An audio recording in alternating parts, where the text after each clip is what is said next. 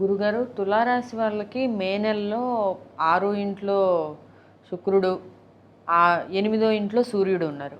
మరి 8వ ఇంట్లో సూర్యుడు, 6వ ఇంట్లో శుక్రుడు మంచి ఫలితాలను ఇవ్వవని అంటారు కదా, ఇది నిజమేనా? సో హరిత గారు, మిమ్మల్ని అప్రిషియేట్ చేయాలి. కొంచెం టెక్నికల్గా అడుగుతూ ఉన్నారు, మా బాధలు మీరు పంచుకుంటున్నారు. తులారాశి కనుక చూస్తే ఈ విశ్వవోషు నామ సంవత్సరంలో బెస్ట్గా ఉండే రాశుల్లో ఒక రాశి ఇది అని చెప్పారు మొన్న. మళ్ళీ ఇప్పుడు తీరా గ్రహఫాలను చూస్తేనేమో 8వ ఇంట్లో సూర్యుడు, 6వ ఇంట్లో శుక్రుడు అసలు మంచి ఫలితాలను ఇవ్వవు అని అంటారు కదా. మరి ఇది అసలు ఎలా కనెక్ట్ చేసుకోవాలో అర్థం కావట్లేదు. అంటే శని జస్ట్ ఇప్పుడే ఉగాది పండగ మారారండి. వాళ్ళకి 6వ ఇంట్లో శని చాలా యోగ్యతను ఇస్తాడు.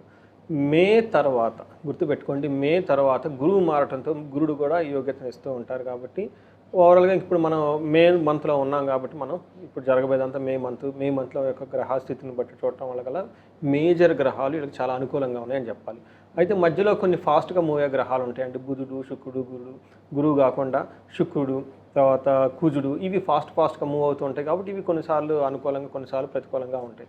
మనం మంత్లీ ఫలితాలు కనుక చూసుకున్నప్పుడైతే మీరు కనుక పర్టికులర్గా ఈ గ్రహాల గురించి చూసుకుంటే సూర్యుడు, తర్వాత కుజుడు, బుధుడు, శుక్రుడు ప్రకారం చూసుకుంటే అందులో ఇంకా వీళ్ళకి మే మంత్ సగం తర్వాత గురువు మారుతున్నారు. కాబట్టి ఓవరాల్గా కనుక చూసుకుంటే ఈ మే మంత్ వీళ్ళు కొంచెం సహనంగా, పేషెన్సీగా ఉండాల్సిన టైం అని చెప్పాలి.